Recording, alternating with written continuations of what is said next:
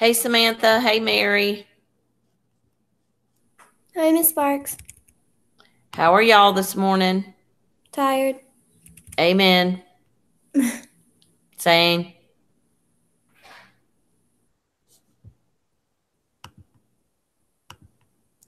I have gotten um, emails and requests. For the study guide, I've gotten questions number 15, 22, 23, and 24. But I also have a question that someone asked me about homework number 4, function notation so far this I morning. also have a question on the homework number 5. Homework number 5, okay?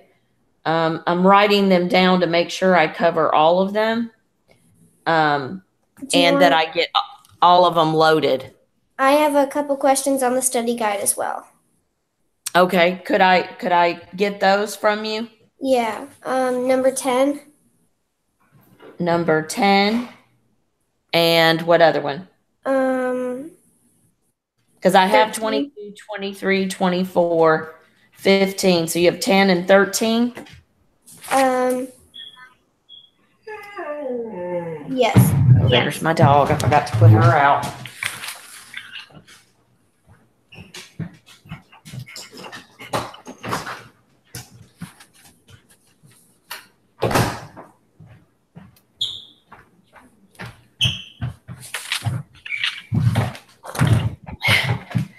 Okay, you said 10, correct? Yes, ma'am. Okay. Okay, these are all. I will tell you. I looked over because this was a common question yesterday in class, so I wanted to let you guys know that the one on the test, and there is only one on the test with regard to these, it seems pretty straightforward. Whereas I know these, we all kind of talked about how it depends upon how you look at it, and you really have to check out the X and Y axis on these and really think very hard about these, which is good. And that's a good exercise for homework and study guides and things like that. So, that's definitely a good thing. And it was fun to talk about these in class, I felt like, and I don't think we got to do that as much in your class. It didn't seem like, Mary Faith, as we did in, I think, Samantha's class is the one where I had an opportunity to talk about them the most, if I'm not mistaken. But anyway, let's get to it. And it was interesting, our conversation about this one in particular, Mary Faith. Karina is riding a horse on a carousel. Which graph best represents her distance from the center of the ride in a single rotation?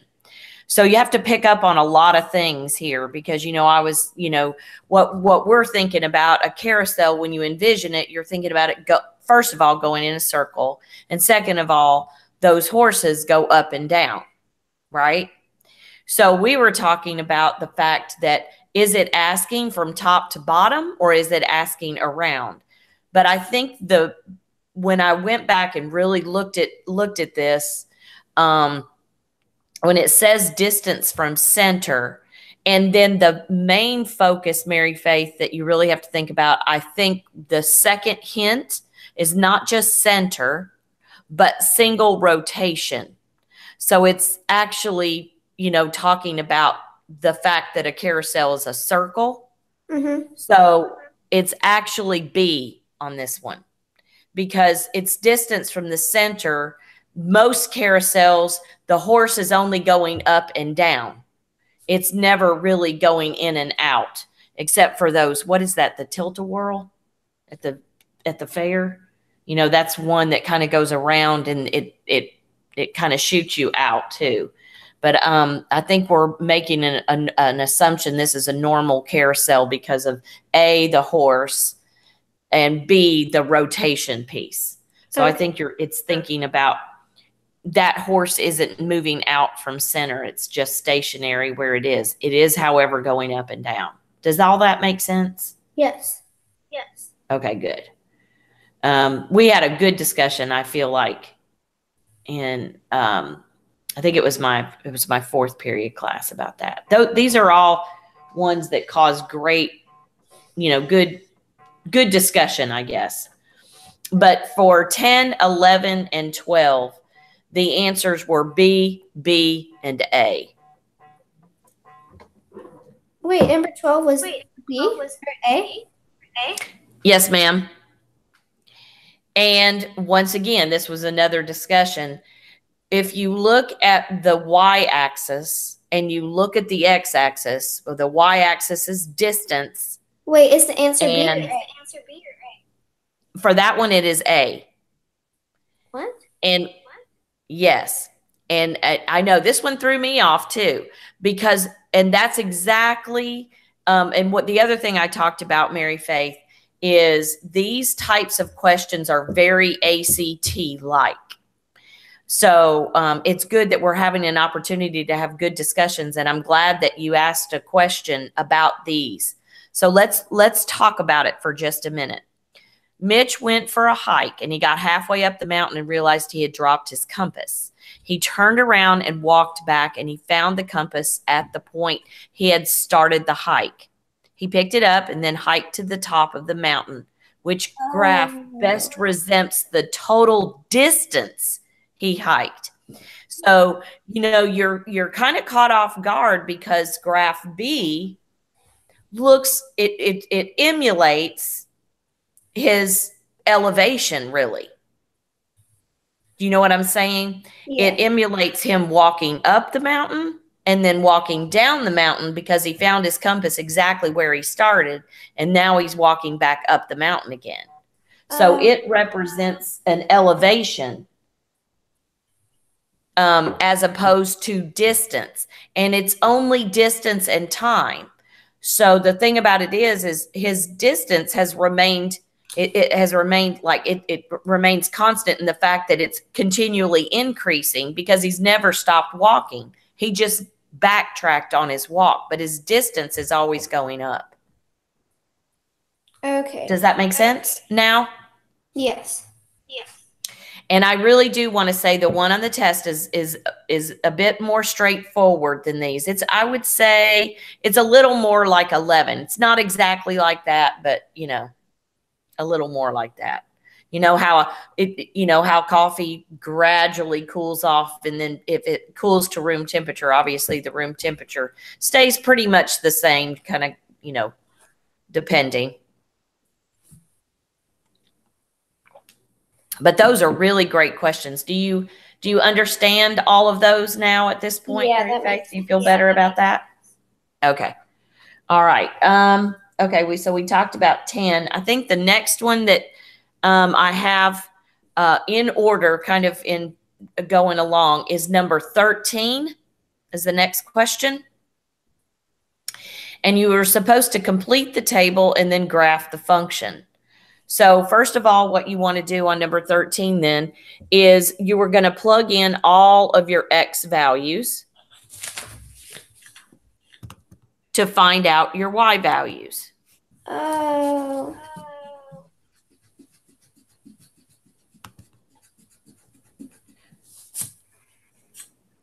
Okay, so you would plug in 0 for X. And when I plug in 0 for X, that's going to, and multiply it by a -2, I'm going to get 5.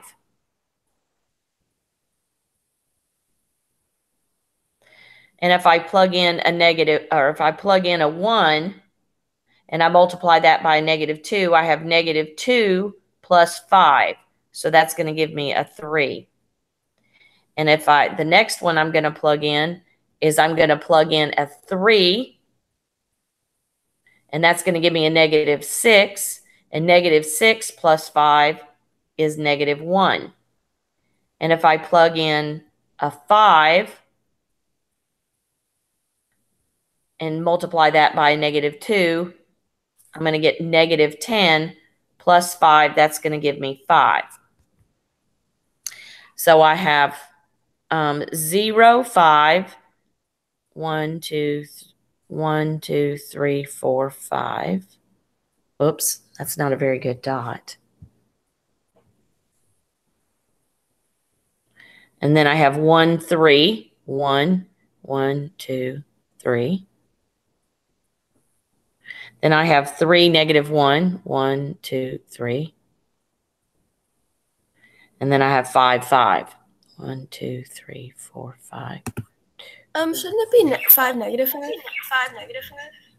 It is. I graphed negative 5. But I didn't. I graphed negative 5, but I didn't write negative 5. Sorry about that. Okay.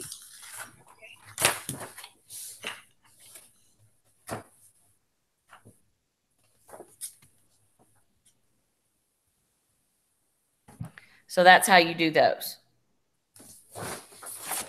And you'll note on number 14, she used values that would eliminate the denominator so that she would be working with whole integers.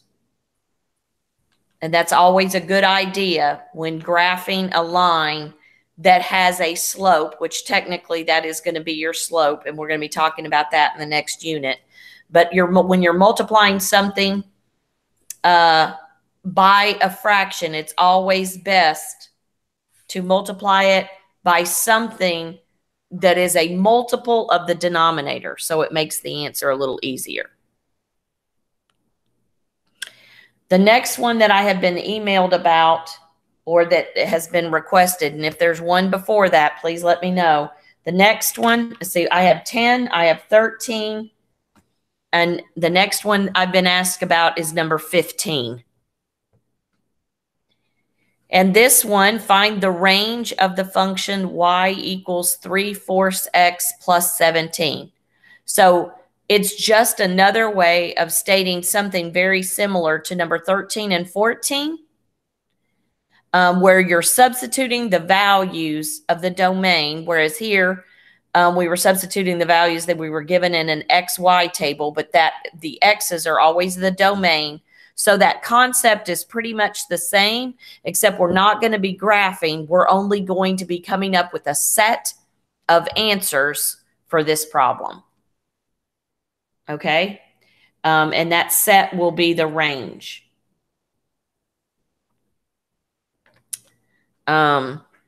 So I think what I'm going to do is write the range up here at the top. And then you do each individual problem in the box and then erase it. Okay? Is that all right with everybody? My ugly bracket. Okay, so I would have y equals 3/4, and then my first substitution is negative 12 plus 17. Do you have to write the ordered pairs that go with each, or just put the ranges in ascending order? You only need to find the range. Just write the range. You don't have to write the ordered pairs. If you wrote the ordered pairs, that would be fine, but the only requirement is to show me that you know that the range is the outcome after substituting in. Does that make sense? Yes, ma'am. I mean, if you wanted to, you could show it in an XY table or write ordered pairs. I don't care. I usually make a table just to show that I know that it's okay, so you're actually doing something like this? Yes, ma'am. That's perfect too. That's fine with me. That's great. So, you're welcome.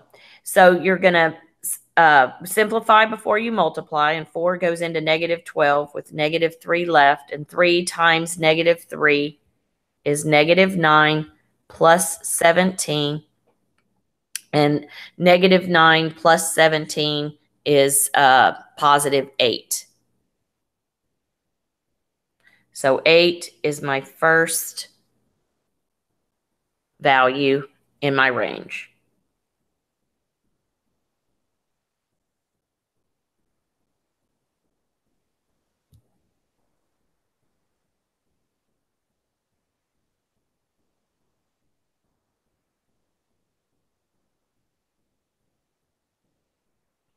And then the next one,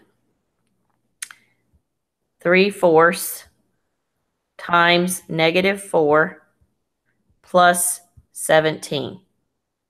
I'm going to simplify before I multiply.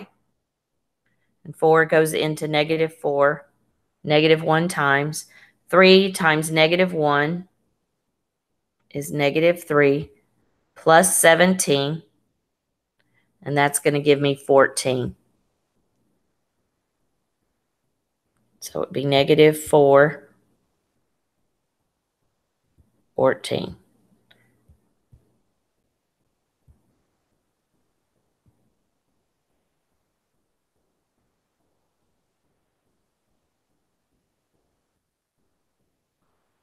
And then the last one that we're asked to find is 8. So 3/4 times 8 plus 17. Simplify before you multiply. 3 times 2 is 6 plus 17. That's going to give me 23.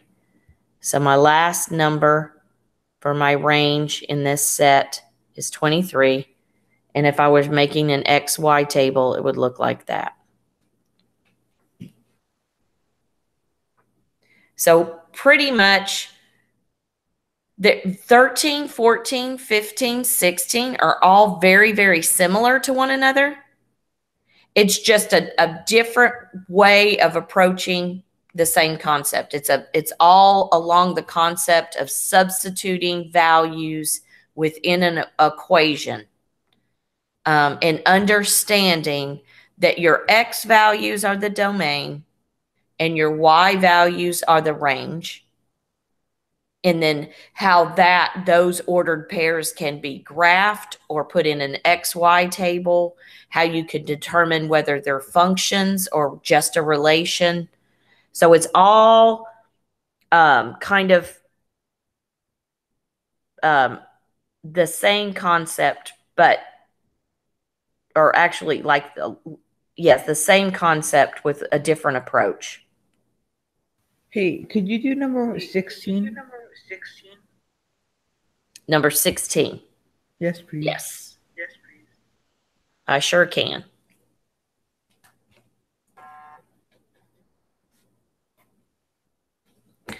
All right, number 16. This is a really good one to focus on because the negative sign right outside this x squared has to be dealt with separately because it's can be looked at two different ways, but you're still going to get the same result.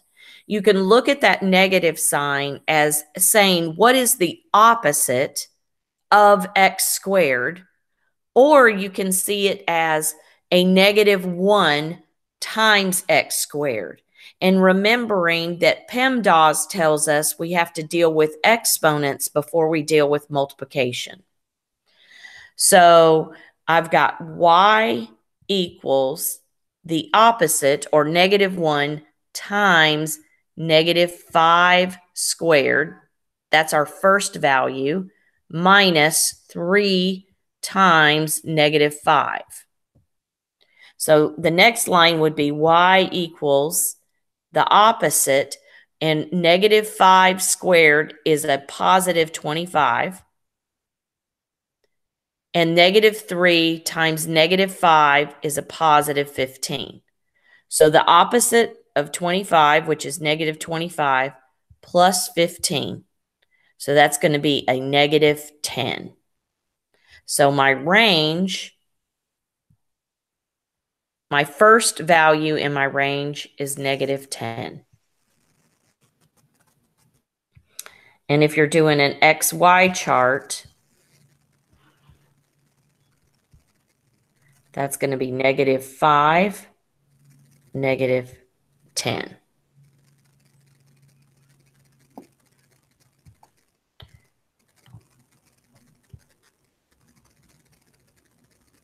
So the next one, our value is 0.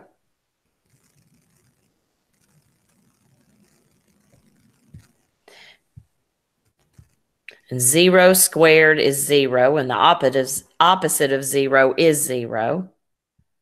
And -3 times 0 is 0. So this one's just 0.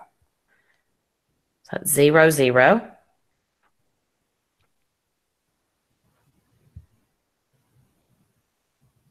Didn't mean to erase all of that. And the last one is 2 squared.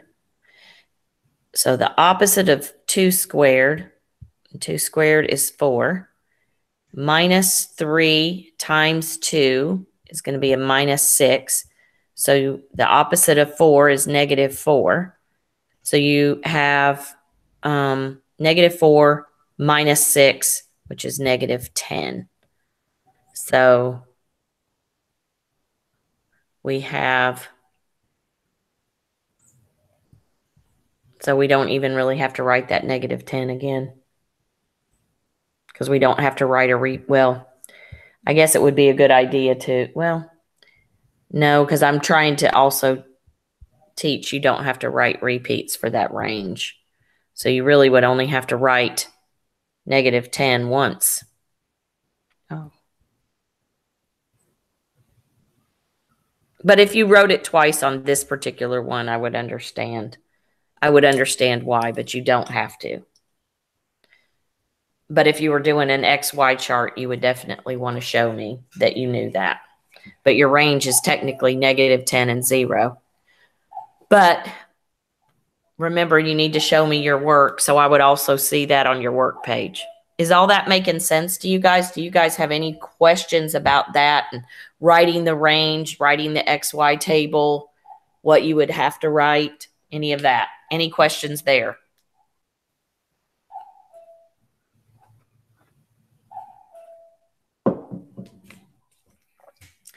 Okay, the next one then, I'm going to move on to number 22, because that's the next one that I have that there was a question on. And I got to make sure that I can see my function. Yes. What was the last answer for number 16? Negative 10. And that's, I only wrote negative 10 and 0. But I have the XY chart over here to the left. But you don't have to write duplicates. Yes, ma'am. So that's why I was talking about the fact if you're writing the range out, you don't have to write that negative 10 twice because it is a set. If you have the XY chart, which Mary Faith over here is the XY chart for number 16. But this is the last value, number 2, actually worked out. The work that you see on the screen right this second is the actual work for that last number that they gave us for the domain. That is it actually worked out. So here are my ordered pairs in my XY table over to the left here. So when I plugged in negative 5, I got negative 10. When I plugged in 0, I got 0. When I plugged in 2, I got negative 10. Okay. Does that make sense? But when I wrote my answer in the range notation like this, I only had to write 2 numbers because one was a repeat. But on the test, I would see that on your work page. That's why it's so important to show me your work so that I know that you actually understand. All right, for number 22, I am supposed to find the value of the function f of x at negative 1 and the value of the function g of x at negative 2. And once I get those 2 separate values, I'm supposed to add those values together. That's what the question is asking. So finding the value of this function at negative 1 and finding the value of this function at negative 2. Okay? And then once I'm done, I'm going to add those 2 values together. So let's first find the value of f of x at negative 1. So f of negative 1 equals 5 times negative 1 minus 20. So it's negative 5 minus 20. So that's going to be negative 25.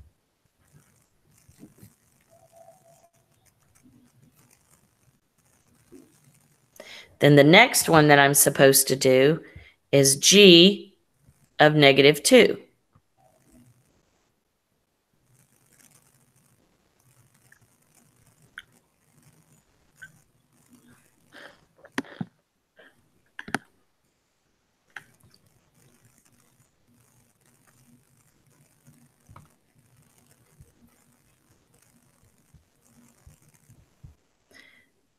That's going to be negative 2 squared plus 5 times negative 2 minus 11. So negative 2 squared is a positive 4. And positive 5 times negative 2 is negative 10. 4 minus 10 is negative 6. Minus 11 is negative 17.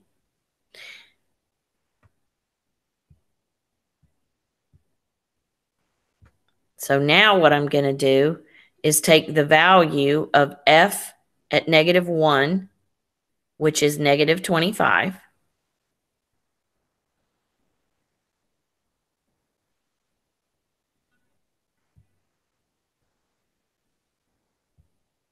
And I'm going to add to it the value of g at negative 2, which is negative 17. I'm going to add those two together. And when I combine a negative 25 and a negative 17, I get negative 42. So basically what you're doing is finding the value of two different functions and combining them. How did you get negative 17 again? Okay, let me go back and let me write it. Do you care if I just write it over here? G of negative 2. I don't want it to be confusing because it's fallen under number 20, but g at negative 2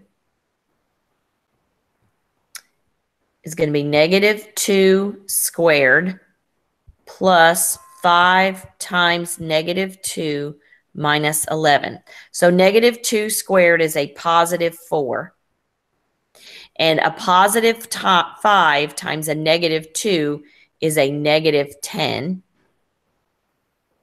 minus 11. And then 4 minus 10 is negative 6 minus 11. So that means negative 6 plus a minus 11. That's going to be negative 17. Okay. There's a lot of negatives going on in that one. I'm sorry? Can we do 21? I was confused. Yes, we can. Write out the absolute value times. Okay. All right. I'll be glad to. Is it okay to erase some of this other stuff? Has everybody written down everything they need to?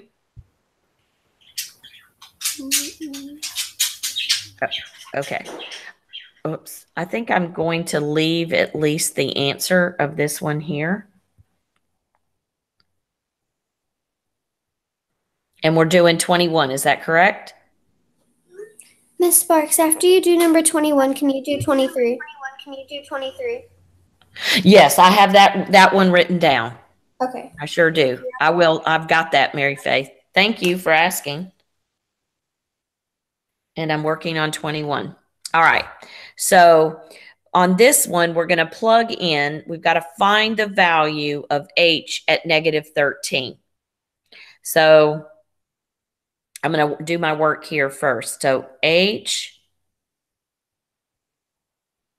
at negative 13 equals, and then 2 times negative 13 plus 7. And then we're going to find the absolute value of that. But 2 times negative 13 is negative 26 plus 7. And then negative 26 plus 7. So we're going to find the difference and give it the sign of the higher one within this. And that's going to be negative 19. But the absolute value of negative 19 is 19. Okay? So H defined at negative 13 is 19. What about the -4? And yes, and now we're going to multiply the value that we found, which is 19, -4 times 19, because that was my value. Gotcha. And when I multiply that, I will get a negative 76.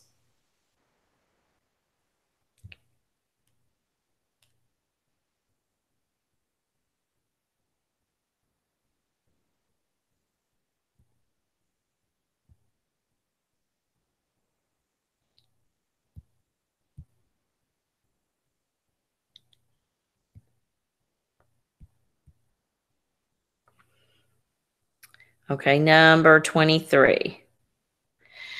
Given that f of x equals 5 minus 3x, which was given in the problem earlier in the instructions, if f of x equals negative 19, then we're going to find x.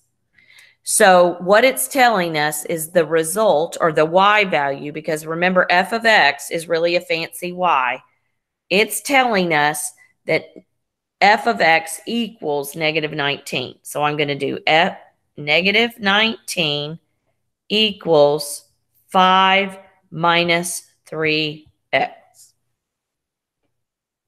And I'm going to solve for x. So I'm going to subtract 5 from both sides. And that gives me a negative 24 equals negative 3x. And then I'm going to divide both sides by negative 3. And that's going to give me x equals 8.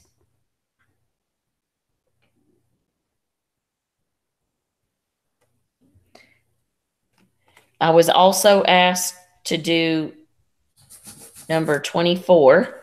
Can you keep that one up? Yes, ma'am. And once again, this is the same principle in the fact that I'm actually given the y value, so I'm trying to find x. I'm given that g of x equals 5 halves x minus 1. So if g of x equals negative 16, then what would x be? So negative 16 equals 5 halves x minus 1. So I'm going to add 1 to both sides.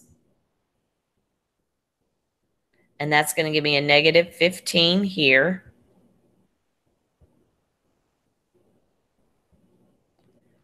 And now, how do I clear a fraction in an algebra problem? What do I do? Anyone? Multiply by Anybody the know? reciprocal. You flip the Yes, fraction. good job. Multiply by the reciprocal.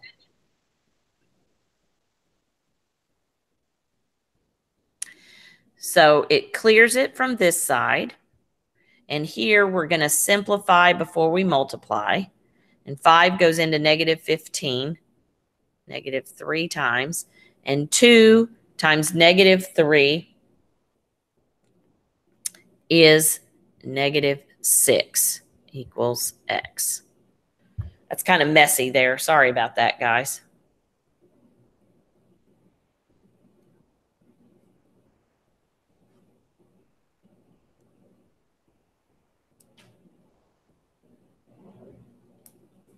Clearing a fraction, you multiply by the reciprocal.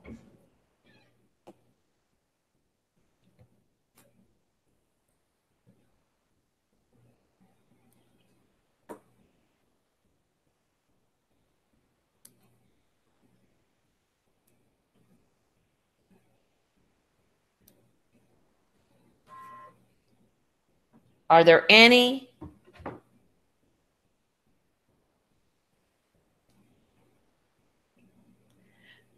Are there any more questions about the study guide? Because I did have some questions on homework 4 and homework 5. Can you do number 36? Number 36. I don't think you were assigned 36. Yes. Remember, you were only supposed to work through number 33. Oh, okay. You were supposed to stop right here. These 1 through 33. Number 34 and number 35, we worked on those in class.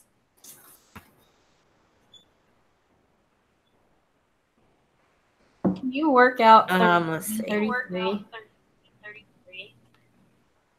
Yes, I can work out number 33. Hey, sorry about that. Guys,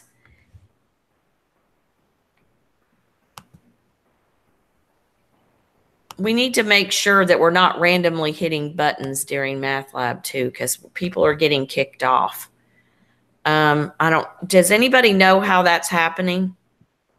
They're probably just leaving. Somebody No, that's not got true, removed. 'cause I got a screenshot that said I got kicked off the call. What? Yeah. He screenshotted and he got another participant actually removed him. And it could be that somebody's scrolling around their screen and doesn't realize what they're hitting, because there's all kinds of crazy buttons in Google Hangouts. So I muted some other I'm person sorry? making a whole bunch of noise while you were trying to talk and I couldn't hear you, so I muted them, but I didn't kick them off. Oh, okay. But you can hit people and you don't kick them off. You just make it where they're muted. It doesn't kick them off. Okay. But I did not. Oh, okay. Okay. Just somebody was making noise. That's the other thing. I did learn from technical support that when you're wearing earphones, if your head is down close to the computer when you're talking, it gives feedback. So we got to be careful about that. I believe somebody asked me, and for anybody who did get kicked off, this is recorded, so you can go back and watch it. And usually when I post the recording of it, I will let you know, skip to whatever, because the first few minutes is either A, me working through some technical difficulties, or B, me just posting it onto all the Google Classrooms. So I'll make sure that you know exactly where to start it. All right. Somebody asked me to work through number 33, I believe. And then I'll talk a little bit more about 34 and 35 and how they relate, because I will probably tomorrow allow you all to, I've got 2 ideas for a bonus for the test. And I'm going to go over those also in Math Lab. But number 33, when you're finding a zero of a function graphically, remember how we talked about, and I think I did have an opportunity to talk about this in each of the 3 classes yesterday. We talked about graphically that when a function passes through the x-axis, that's our zero, that's our root, that's the solution to the problem. So just let's back up for just a minute. Like in this case on number 30, and we can see that there's 2 zeros there because this graph passes through the x-axis 2 separate times. Once at -1 and once at a positive 1, 2, 3. So -1 and 3. I think I figured it out, Miss Sparks. I just did some research and testing. Okay, because I was going to say, what is the y coordinate at that point? It could mean that someone It's in a 0.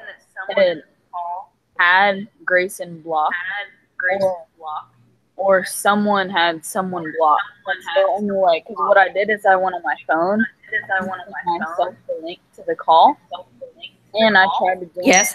Someone has blocked in the call because I went in on my Cornerstone account and blocked my personal account. So I think that's why. Oh, That okay. sounds- And how do you do that? You just have someone blocked. I mean, What are the buttons, I guess is what I'm asking. What do you actually do? well, it means like you're. Is it easy to accidentally do that, or was that an intentional thing? It could be an intentional Is thing. it easy could to- be an intentional thing. It could be an accidental thing. It really depends. All right, where do you do it? I guess is what Out on Google Hangouts. is it up to the left? Well, like in Gmail, the chat stuff. You do it there. Okay. Which I really, I'm gonna have to ask you. I really don't know how you do that, but I know something to do with someone getting blocked. Okay. All right. Well, I'm gonna see if you can show me exactly how that happens tomorrow. Okay. All right. Thank you. You're welcome. All right. So back to number 33. Or I was talking about number 30 about the fact that the y coordinate, when you're finding the zeros, the y coordinate, when it passes through the x-axis, the y coordinate for this one, the points are -1 and 0.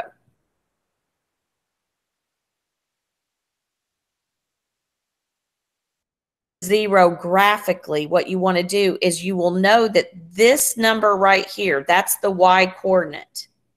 F of x and y are the same thing.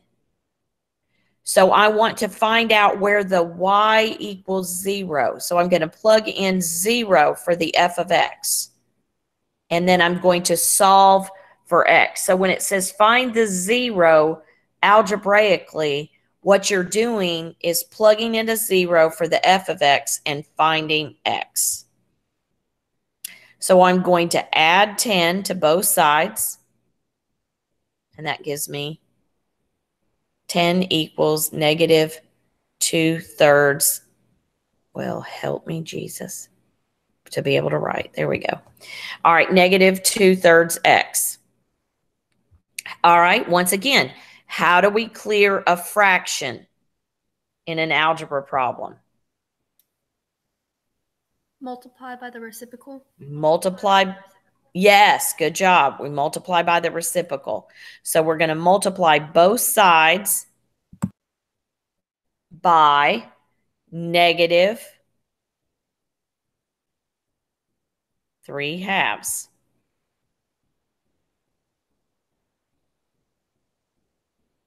So 2 goes into 10 5 times. And -3 times 5 is -15. And this cancels on this side, which was our whole point of multiplying by the reciprocal. So my answer is -15 equals x.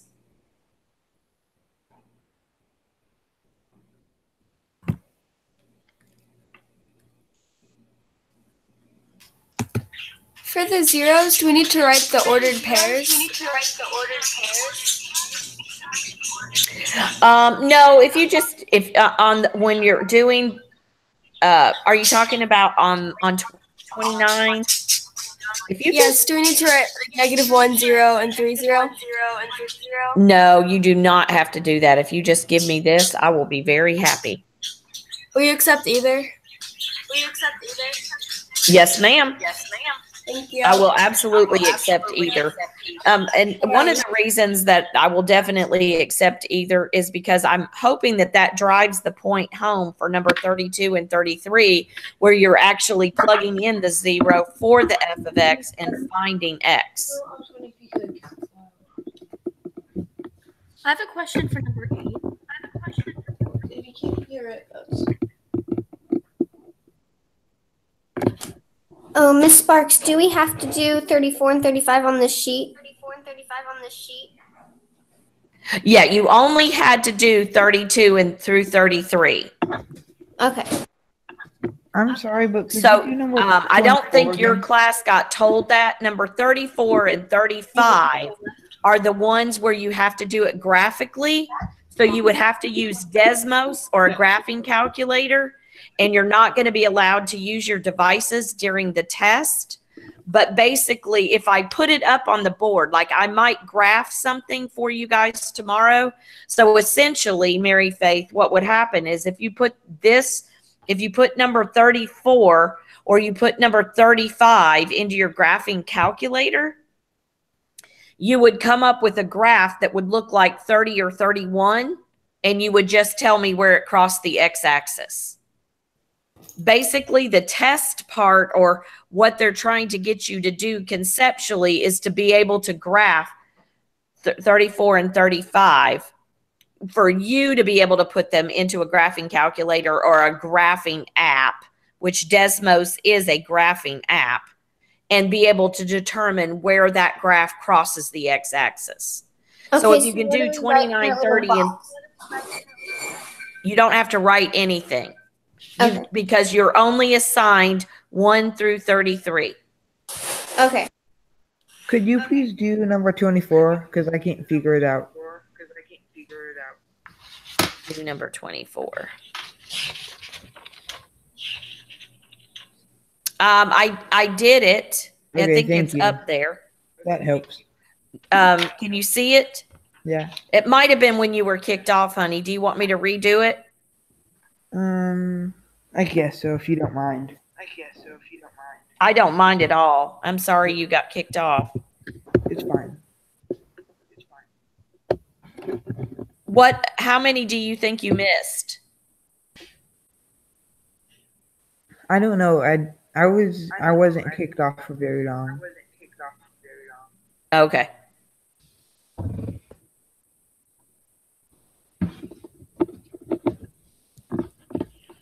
All right. So basically what we're doing, just like in 23, we're going to plug in -16 for g of x.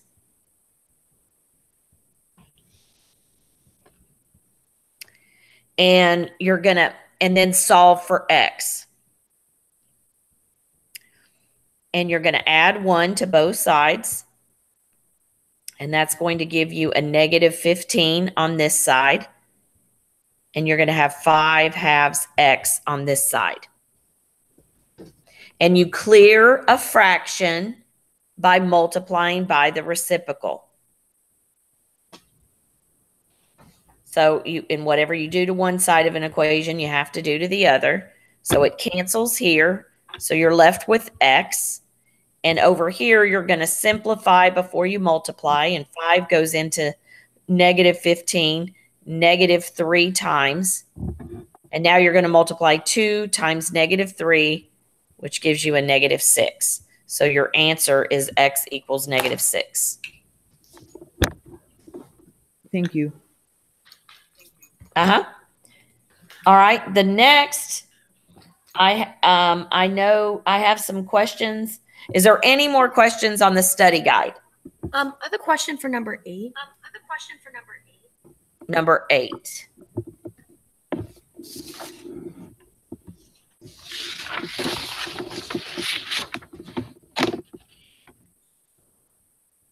Just work the whole thing out. No, for the We're domain. talking about the domain, and that's the left and the right. And we have 1, 2, 3, 4, 5. This right here is that point which is open, so not included. That point is -5, -1. That's what that coordinate is. So for the domain, we're going to have, that's as far left as it goes. So for the domain, we're going to have either two things. You can either do the bracket, which is going to be a soft bracket because it's not included, and it goes all the way to positive infinity. So your domain would either look like this, or you could write x is greater than -5, because all numbers greater than -5 are a possibility for the domain. Why would it not be a hard bracket after Why would it not be a hard bracket after what? the infinity sign? Because infinity always is a soft bracket. Okay. And that's, I think I had an opportunity to say this in a couple classes, but maybe not all 3 classes. So I'm going to definitely make sure you guys understand this. A soft bracket goes with those coordinates that are not included and all of the infinity signs. And so hard bracket only goes with those where it's included. And so just think of the infinity. It has a bunch of curves in it, so you use a soft bracket to match the curves with the infinity sign. That's the only way that I can really make that connection. And because infinity isn't really a number, it's more of an obscure definition of the fact that all numbers are a possibility after this. That's why it has the softer bracket. Okay, thank you. You're only going to use a hard bracket next to a number. So infinity always has a curved bracket? Yes, ma'am. Great question. Great clarification question. Infinity and negative infinity always have a soft bracket. So like if instead of writing all real numbers over here, if I was using bracket notation, the domain would look like this: negative infinity to infinity with soft brackets. For number 7 wouldn't that range also be infinity because it's like getting wider forever at the bottom? At the bottom, it's negative infinity. Yes. So it's the range in bracket notation would look like this: negative infinity to 4 with a hard bracket. Okay. Because it's not going positively, like toward the up, Right. going in the upward direction forever. It's only going to 4. Okay. This is where it tops out. Can you work 25? Great questions for 25. On number 7. Yes, I can. Does anybody want me to finish number 8? On number 7, why wouldn't it be -3?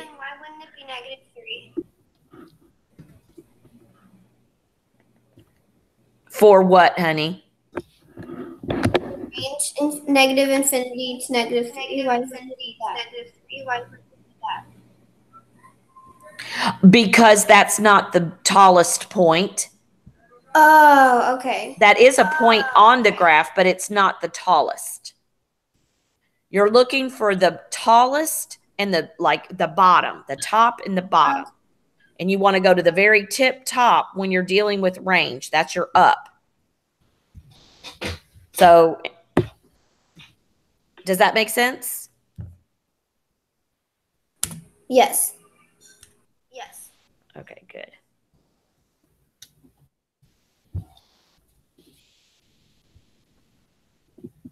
Anybody want me to write number 9?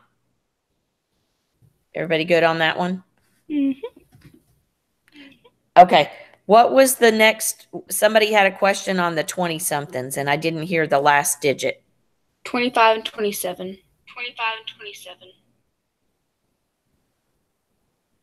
Okay. I'm going to have to erase this.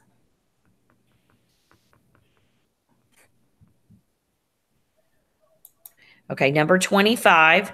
We're using the graph to the left here to answer those questions.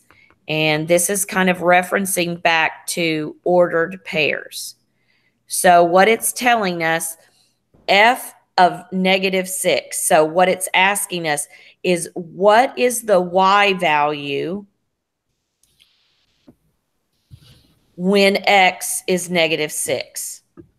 Okay. So we know that the x value is -6. So let me go over here and count. 1, 2, 3, 4, 5, 6. And I'm going to go all the way up here. And so that point on this graph is here. So where is that on the y? 1, 2, 3, 4, 5, 6, 7. So this is 7. Okay, that makes sense. I wasn't here when you taught that, so I just had a question. Okay. All right. That's great. And then for number 27, it's saying when the y value is -5. So this time, we're trying to find what x is. So the y is -5. So we're going to count down 1, 2, 3, 4, 5. And we're going to go over 2, it looks like. So when y is -5, x is 2.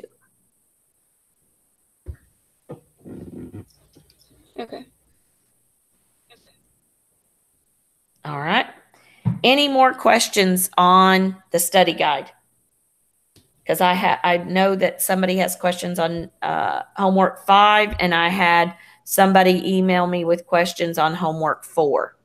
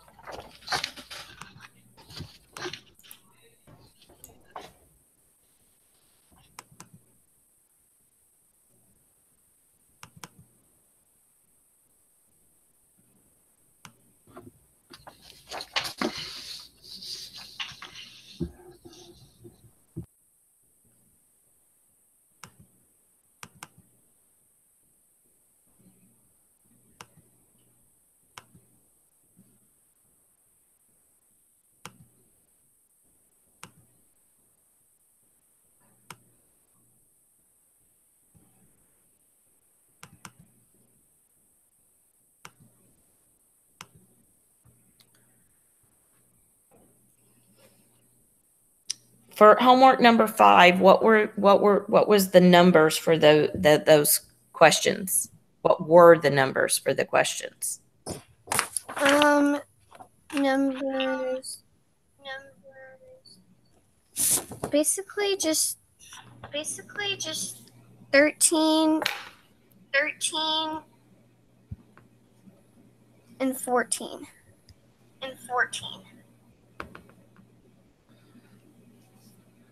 I was kind of confused on Okay, all so of you were supposed to get those first two. It'll be easier.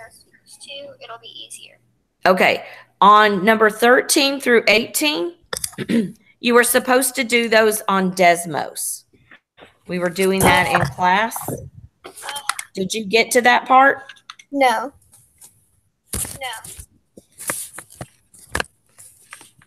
Did you do any on the worksheet like let's see, what am I trying to say? The day before, like I think the Wednesday before, did you ever get on Desmos? I got on it, but I didn't learn how to use it. Okay. All right.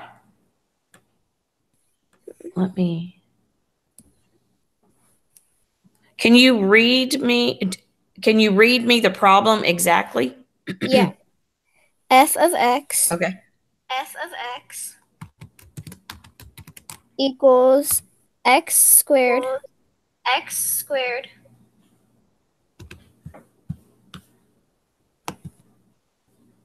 minus 9.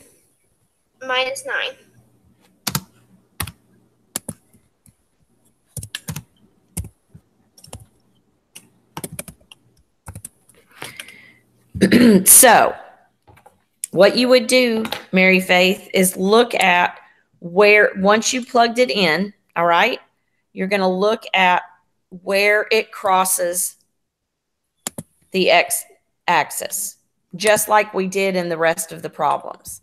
And you'll write down, that says -3. Do you see that? Hold on. And this says +3. Yeah. So it's the same exact thing that you were doing in like the previous problems, but it was already graphed for you. Does that make sense? Mm-hmm. So all you're doing is going here to Desmos and plugging it in and yourself and graphing it. It's just to give you some experience. Okay, so then being able to plug in a graph and then read it. I'm sorry? Do you write the coordinates on the sheet? Yes. Just Okay. like, I think, how did you write your answers to, let's see. How did you write your answers to number 1 through 6? X equals, and then parentheses and the coordinate. The whole coordinate, the X and the Y? Yeah. Or did you just write? Yeah. Okay. All right. You can give me just the X if you want to, because that is the No, 0. But whatever you know, either way. Okay. All right. Then you would just write the X coordinate. In this case, it would be X equals -3 or X equals 3. So like on number 2, would you put All right. Do you want X to equals -4 and 0?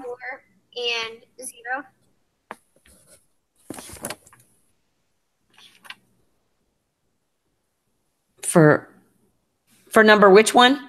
2. 14? No, 2.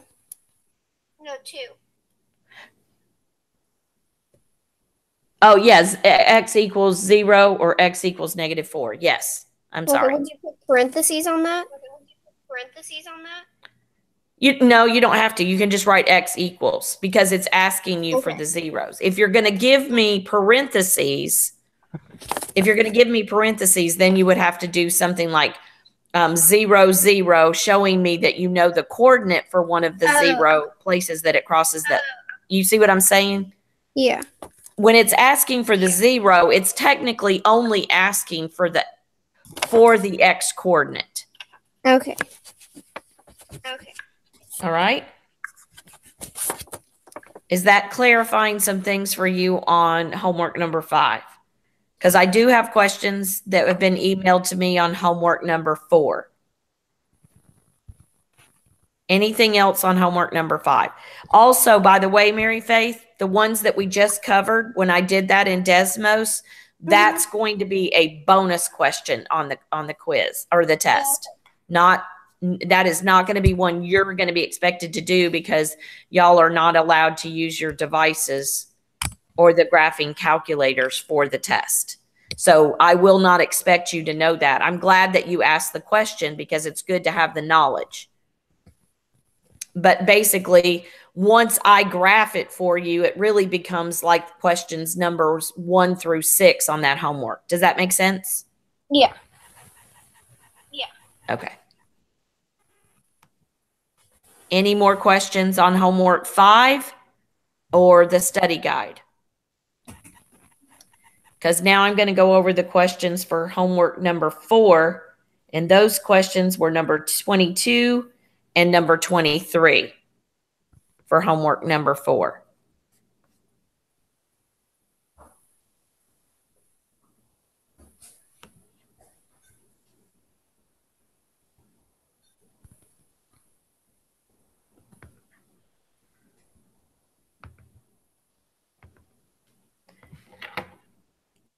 On these, 22 and 23,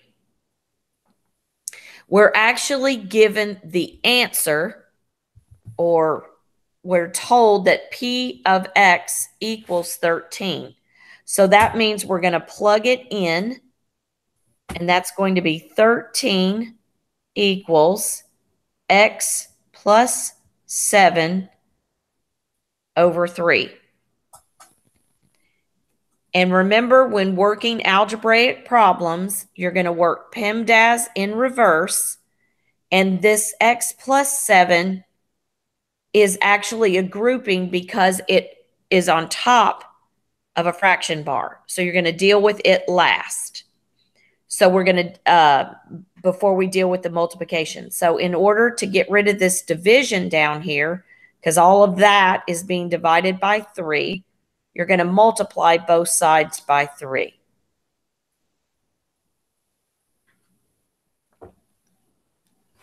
And that's going to give me 39 on this side and leaves me with x plus 7 on this side.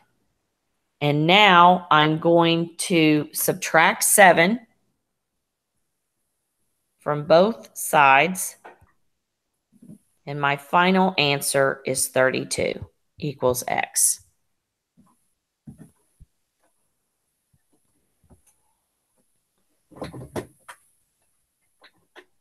And for number 23, once again, we're given the answer. It says given g of x equals negative 3/2 x minus 9. If g of x is negative 48, so basically if the answer is negative 48, what would y be?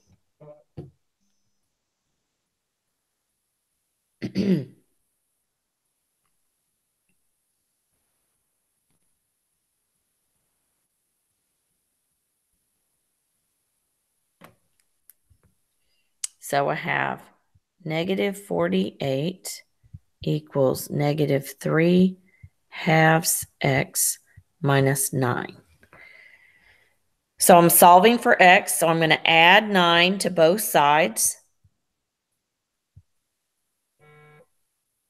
Negative 48 plus 9 is negative 39 equals negative 3/2 x. And how do you get rid of a fraction? You multiply by, or how do you clear a fraction? That's a better way to say it. You multiply by its reciprocal, which is negative 2/3. You have to do that to both sides. 3 goes into negative 39, or actually negative 3 goes into negative 39 13 times, and 2 times 13 is 26. So x equals 26.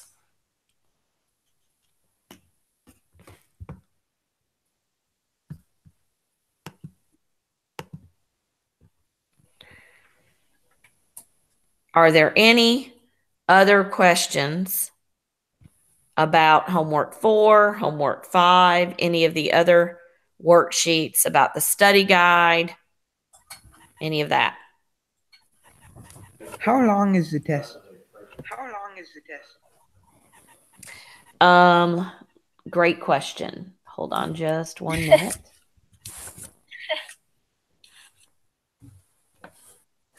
It is,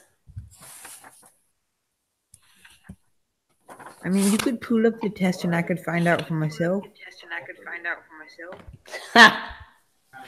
you're so funny, Grayson. Like, just pull it up on your screen and then I'll find out and you don't have to do the work. You're so sweet to me. It is 25 questions. Okay. That's not bad. The test that I'm sorry? I said that's not bad. No, it's not bad at all. And there's some pleasant surprises on the test, which will make it go quicker, I think.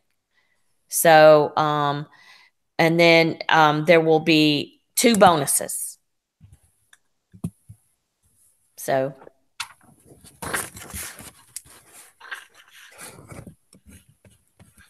the test that I'm handing out actually looks like it has 30 questions on it, but you're going to only answer through number 25.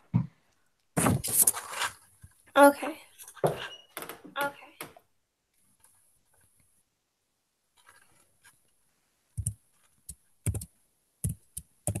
So,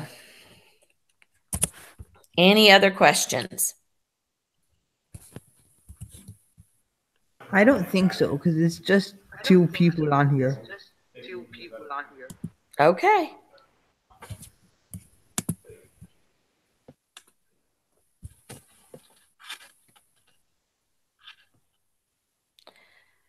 All right, then you guys have a lovely day and email me if you have any questions. This afternoon, my emails might take about 20 to 30 minutes for me to respond because I'll be out. But that'll be around 1:30-ish, 1:30 or 2. From 1:30 to 2, I'll kind of be a little out of pocket. But I can definitely get you answered by this evening. Okay, thank you.